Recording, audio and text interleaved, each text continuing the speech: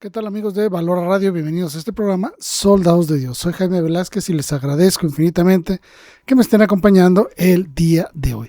Hoy tenemos un tema de catequesis, un tema muy sencillo pero también muy interesante, que es el tema sobre las Sagradas Escrituras. Todos hemos escuchado hablar de las Sagradas Escrituras. Posiblemente todos tengamos una Biblia en casa o más de alguna.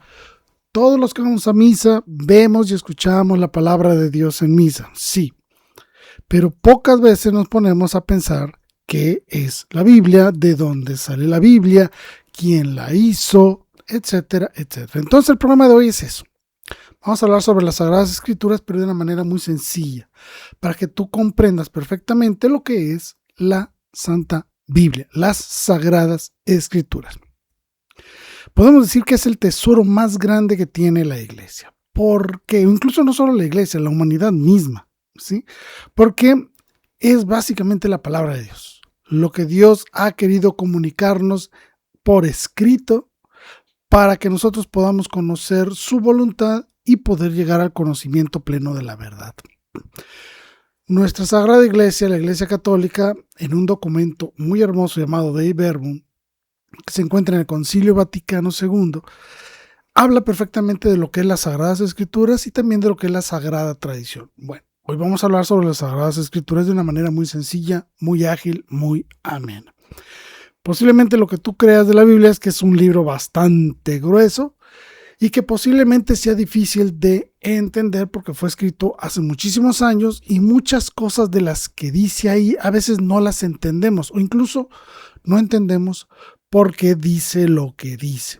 Es decir, muchas cosas a veces no las entendemos. Por ejemplo, ¿por qué no podemos mezclar, no sé, la leche, por ejemplo, con la carne? Voy a poner un ejemplo. ¿Ok? ¿Por qué vienen ese tipo de reglas, no? ¿O por qué no antes se permitía el divorcio y después no? Es decir, hay una gran cantidad de cosas que hacen de las Sagradas Escrituras posiblemente difícil de entender para alguien que no tiene un acercamiento profundo a lo que es las Sagradas Escrituras, el conocimiento de la teología, el conocimiento de la historia de la salvación. Pues bueno, hoy vamos a hablar de una manera muy fácil, muy sencilla de lo que es la Biblia, ¿ok? Este librote grueso que aparece ahí en tu casa o que tú ves en las Sagradas, en la Santa Misa, etcétera, no es un solo libro. La palabra Biblia significa biblión y básicamente lo que significa es biblioteca o un conjunto de libros. Y obviamente sabemos que la Biblia está compuesta por 73 diferentes libros con diferentes autores a lo largo de diferentes épocas de la historia. Pero básicamente podemos entender que estos 73 libros forman una unidad que llamamos Biblia. Se divide en el Antiguo Testamento, que fueron aquellos documentos que se escribieron antes de la venida de nuestro Señor Jesucristo. Posteriormente a la venida de nuestro Señor, la muerte, la resurrección y la ascensión de los cielos, los apóstoles y sus discípulos comenzaron a escribir. Y eso es lo que conforma el Nuevo Testamento. Entonces la Biblia se divide en dos grandes bloques. 46 libros del Antiguo Testamento y 27 libros del Nuevo Testamento. ¿De acuerdo? Bien. ¿Qué podemos decir de las Sagradas Escrituras? Primero que nada sobre los autores. Como les acabo de decir, son 73 diferentes libros. Y cada uno de los libros no fue escrito por la misma persona siempre. Es decir, podemos hablar de una mayor cantidad incluso de autores en lo que se refiere al Antiguo Testamento. Por ejemplo, hay un libro de Isaías, que es uno de los libros más largos de toda la Biblia. Y se piensa que posiblemente fueron 3 diferentes autores. El Génesis pensamos que posiblemente existieron 2 autores. Y así, es decir, hay libros que parece que fueron escritos en diferentes momentos por diferentes personas. No solo por una sola. Y no se escribió de corrido, sino que pasaron épocas, tiempos, incluso siglos entre unos escritos y otros. Pero podemos confirmar que en cada uno de estos documentos decimos que es verdaderamente Dios el autor de estos documentos, teniendo al autor, al hagiógrafo, al escritor como un medio instrumental. No coartando su propia inteligencia, no coartando su propia voluntad, sino complementándose la palabra de Dios con la acción del escritor. Por eso es que decimos que la Biblia tiene un origen humano, pero también divino. Decimos que el autor es Dios mismo, pero el que la escribió es un hombre. Es decir, podemos comprender que las Sagradas Escrituras fueron escritas en esta forma tan armoniosa de unión entre Dios y los hombres. Dios inspira los corazones y las mentes de estas personas para que, usando sus propias palabras, su propio estilo, dentro de su propia cultura, escriban exactamente lo que Él quería decirnos para nuestra salvación. No hay que confundirnos. La Biblia no es un libro dictado, es un libro inspirado, un libro que nace entre la acción de Dios y los hombres. Hay muchas preguntas y es difícil contestarlas todas sobre lo que representa las Sagradas Escrituras. Muchas de las preguntas vienen es ¿cuándo se formó la Biblia, las Sagradas Escrituras? Bueno, no se hizo de la noche a la mañana. La Biblia tardó más de 1000 años en escribirse, incluso se habla de alrededor de 1400 años. Si partimos más o menos de la idea de que el primer autor fue Moisés, estamos hablando de 1300 años antes de Cristo. Y eso aquí habría que agregarle todo lo que es el primer siglo del Nuevo Testamento, ¿de acuerdo? Entonces, es un poco complicado poder datar todos y cada uno de los libros de manera específica y exacta. Más o menos sabemos la época en la que surgieron porque tenemos evidencias de cuándo se empezaron a utilizar estos libros dentro de la misma liturgia del pueblo judío, cómo fueron integrando estos documentos y no fueron integrados en el mismo orden en que tú los encuentras en tu Biblia actualmente. Por ejemplo, el libro del Deuteronomio fue integrado muchísimos siglos después a lo que hoy conocemos como el Pentateuco, los primeros 5 libros de la ley. Es decir, hubo diferentes etapas, diferentes momentos, diferentes motivos que llevaron a las personas a reconocer a cada uno de estos documentos como palabra de Dios. ¿Ok? Bien. Debemos analizar 2 grandes procesos, antes de Cristo y después de Cristo. ¿Por qué? Muy sencillo. Antes de Cristo existía lo que es el pueblo judío y a lo largo de muchos siglos se fue conformando su identidad como pueblo judío que conocemos actualmente o que nosotros reconocemos en la época de Jesús. Había diferentes corrientes teológicas dentro del judaísmo, había diferentes ideas, diferentes criterios para el encuentro con la palabra de Dios. Algunos judíos reconocían unos libros, otros judíos reconocían otros libros. Pero básicamente lo que quiero hablar es de que se fueron conformando diferentes grupos de personas que fueron integrando y conformando lo que hoy conocemos nosotros como el Antiguo Testamento. Y entonces cuando llega la Iglesia Católica, allá a finales del siglo IV de nuestra era, es decir, casi 400 años después de la muerte, resurrección y ascensión de Cristo a los cielos, casi 400 años después,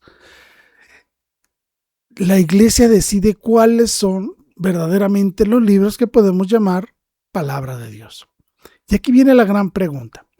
¿Por qué la Iglesia determina un canon? Es decir, una regla. Eso es el canon. El canon es la regla de los libros que debe contener una Biblia porque son reconocidos como palabra de Dios. Es decir, podemos entender que la Iglesia, reconociendo las enseñanzas de Cristo a través de los apóstoles y sus discípulos que se han perpetuado a lo largo de 4 siglos, pueden reconocer los documentos que expresan lo que la Iglesia siempre ha expresado. Lo repito, la Iglesia reconoció en estos 73 libros las enseñanzas que ellos habían recibido de parte de los apóstoles y de los discípulos de los apóstoles a lo largo de los años.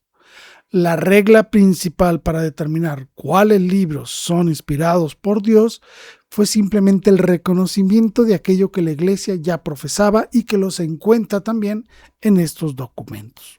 ¿Okay? Por eso es que decimos que la Iglesia, guiada por el Espíritu Santo, reconoce, canoniza los libros de la palabra de Dios, los libros de la Biblia, lo que deben de contenerlo. Y entonces así poder mostrarte a ti con toda certeza de que nada de lo que está escrito en la Biblia es erróneo. No hay error en la Biblia. Muchas personas dicen, hay contradicciones, aquí dice que fueron 10, acá dice que fueron 20, aquí dice que fue un general, otros dicen que fue David, aquí dice que fue con esto y aquí el otro lado dice que fue de otra forma. No son contradicciones, son relatos complementarios a una misma verdad. Cuando se tengan dudas en el estudio de las Sagradas Escrituras, acude al magisterio, porque el magisterio podrá ayudarte a entender de mejor manera y conciliar esas aparentes diferencias que puedan existir en tu lectura de las Sagradas Escrituras. Detalle muy importante. Es muy bueno que tú tomes tu Biblia y la leas. Sí, pero hay que tener cuidado. No se trata de leer un simple libro de superación personal, o un simple cuento, o un simple relato. Es la palabra de Dios y requiere de entendimiento para poder acercarse a la palabra de Dios y aprovecharla al máximo. ¿Tienes dudas de lo que dice la Biblia o por qué dice algo? Acude al magisterio de la iglesia para que te expliquen por qué la Biblia dice tal cosa o enseña tal otra cosa. ¿De acuerdo? ¿Es importante que la leas? Sí. Pero no quieras hacer tu propia doctrina a partir de ella. Asesórate con las personas que son expertas en el tema, que es el magisterio de la iglesia, para que tú puedas encontrar la profundidad y la riqueza de la Sagrada Escritura, gracias a esta continuidad de 2000 años de estar enseñando la palabra de Dios dentro de la Iglesia Católica. Bien, aquí viene una pregunta que nos hacen muchísimo y es válida, es muy, muy válida. ¿Cómo sabemos hoy que efectivamente ese libro, esa Biblia, es verdaderamente la palabra de Dios y no un simple invento humano? Es una pregunta muy válida y seguramente tú te habrás hecho esa pregunta alguna vez. Te voy a dar tres detalles o tres pistas muy sencillas. La primera es por la tradición de la iglesia. Es decir, la iglesia recibe toda la plenitud de la revelación.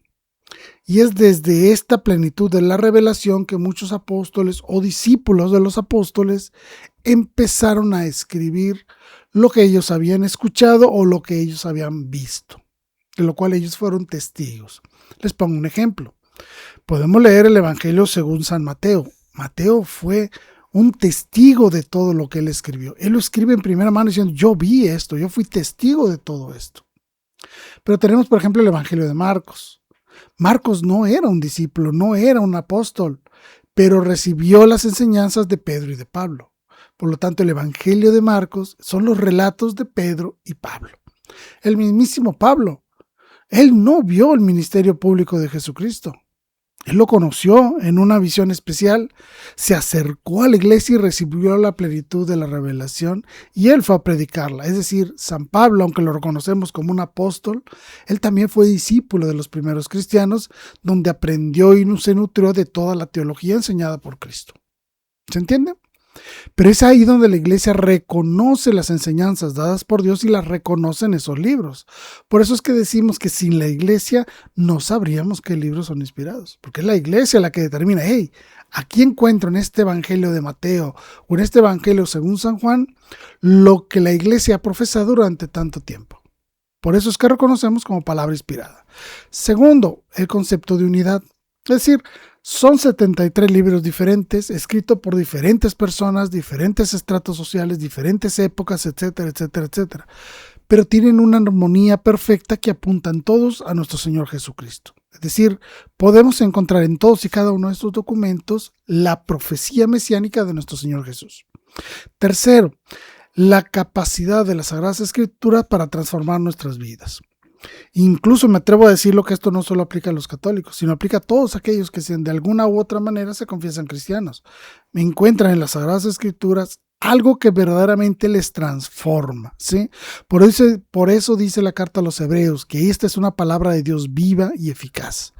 No es un texto muerto, sino que es verdaderamente el mensaje que Dios nos ha dado y que se mantiene vigente hoy, 2000 años después, en las Sagradas Escrituras y en la Sagrada Tradición de la Iglesia Católica. ¿Ok? ¿Para qué sirve la Biblia? Bueno, vamos a ser muy claros en esto. ¿Para qué sirve la Biblia? Bueno, primero hay que entender una parte de la historia.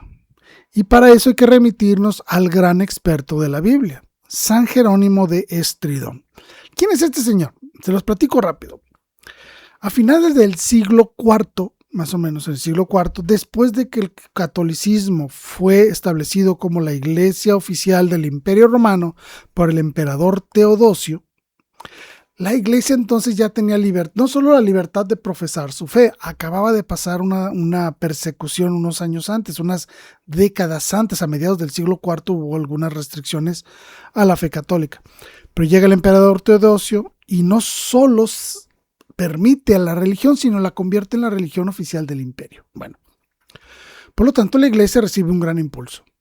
Tiene una gran libertad y puede ejercer la fe, vivir su fe de manera libre. Okay. Uno de estos grandes controversias que genera el que ahora los cristianos puedan estar en comunicación abierta unos con otros, profesar su fe de una manera viva unos con otros, provoca que se den cuenta de que hay algunas diferencias, principalmente en la liturgia. Lo explico rápido.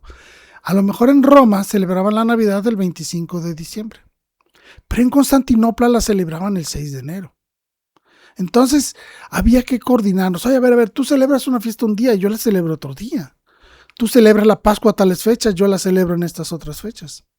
Había diferencias, ¿sí? Que se habían provocado a causa de la división y de las persecuciones a lo largo de los siglos.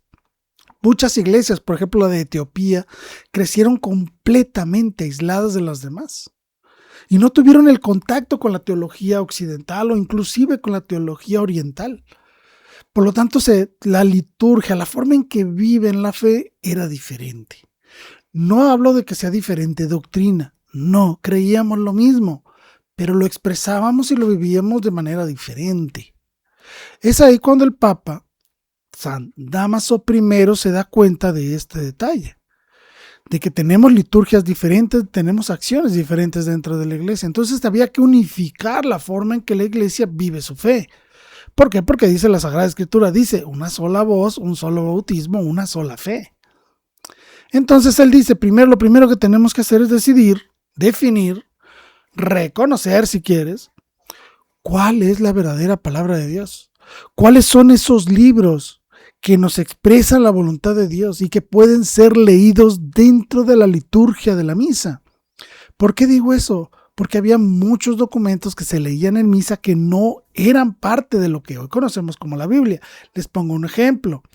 Los documentos, por ejemplo, de Papías o de Hierápolis o inclusive las cartas del Papa Clemente I se leían dentro de la misa como si fueran palabra de Dios. Pero eso en una región. En otra región leían otros libros. En otra región leían incluso otros evangelios. Entonces la iglesia se echa la tarea de unificar estos criterios. Vamos a definir con claridad qué es palabra de Dios, que puede ser utilizada dentro de la liturgia de la misa y entonces enriquecernos verdaderamente de lo que Dios nos ha dicho. Se dan estas pláticas, ¿cómo se puede decir? Estos concilios o estos sínodos, estos encuentros y pláticas entre muchos obispos para definir cuál debe ser la lista definitiva de libros que consideramos como inspirados por Dios. Y eso ocurre en el año 382, cuando el Papa Dámaso le da las instrucciones a San Jerónimo de Estridón para que recopile todos estos documentos y genere una cosa llamada la Biblia Vulgata, que actualmente sigue siendo la Biblia oficial de la Iglesia Católica, la Vulgata, y está escrita en latín vulgar, es decir, en el latín que todo el pueblo entiende. Recordemos que a finales del siglo IV, el idioma oficial del Imperio Romano, en todas esas regiones que estaban dominadas por los romanos, se hablaba el latín. Por lo tanto, la Iglesia decide hacer la Biblia en el idioma que todos hablan, el latín. Si alguien te dice, la iglesia hizo la Biblia en latín para que nadie la entendiera, es porque no sabe absolutamente nada de historia. Porque la verdad es que la Biblia se hizo en latín para que todo mundo la entendiera, todo mundo pudiera leerla, porque ese era el idioma oficial de toda la iglesia, de todo el Imperio Romano. Todo el mundo hablaba latín, o por lo menos lo entendían de alguna manera, ¿ok? Y ahí surge la Vulgata. Y en los concilios de Hipona y de Cartago, posteriormente, a finales del siglo IV, principios del siglo V, se define como verdadera esta lista de 73 libros. ¿De acuerdo? Muy bien. ¿Para qué sirve? ¿Para qué sirve la Biblia? Primero, para hacer oración. Por ejemplo, los salmos. En la lectura de los salmos nosotros hacemos oración con Dios, por decirlo así.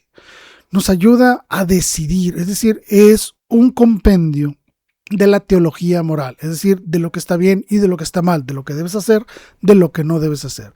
Y sobre todo para alimentarnos de la palabra y la voluntad de Dios, principalmente en la misa, donde nosotros recibimos la palabra de Dios que se actualiza en el sacrificio pascual de Cristo.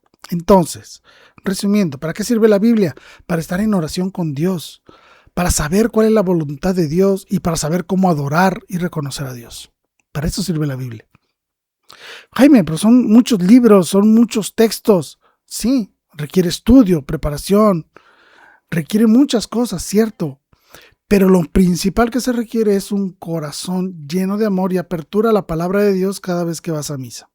Y ahí vas a recibir la palabra de Dios. Por eso existe incluso lo que le llamamos la liturgia de la palabra. Ese momento donde el sacerdote nos ofrece toda la palabra de Dios a través de las lecturas de las Sagradas Escrituras.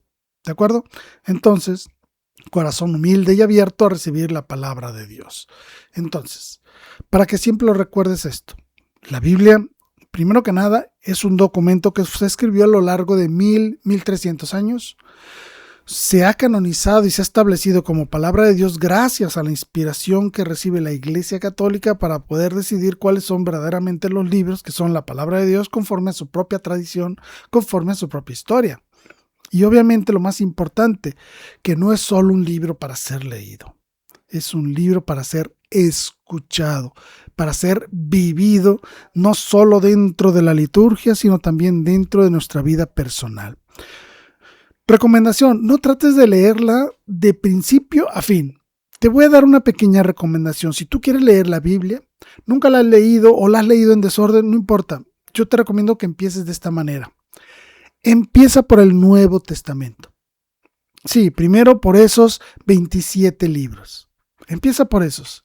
Porque entonces cuando tú vayas a leer el Antiguo Testamento vas a entender de mejor manera los signos que estaban en el Antiguo Testamento y que tienen su perfección en el Nuevo Testamento. Es decir, empieza por lo nuevo y para que tú puedas entender lo que sucedió antes de eso.